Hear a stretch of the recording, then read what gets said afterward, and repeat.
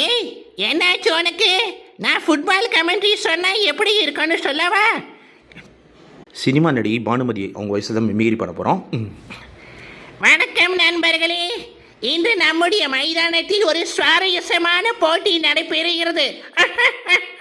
பந்து மையத்தில் உள்ளது. வீரர் தன்னை தான் காலால் கட்டுப்படுத்தி எதிரணியின் கோல் பக்கமாக விரைந்து செல்கிறார். அப்படியே ஒரு அழகான பாஷ். அப்படியே பந்து கோல் பக்கமாக செல்கிறது. ஆஹா, என்ன ஒரு அற்புதமான ஷாட்! பந்து நேராக நெட்வொர்க்கில் கோல் கோல் கோல். ரசிகர்கள் உற்சாகத்தில் குதிக்கிறார்கள். அதாவது அவர் ஃபுட்பால் ஆடும்போது பாலை ஓங்கி அடித்தாரு.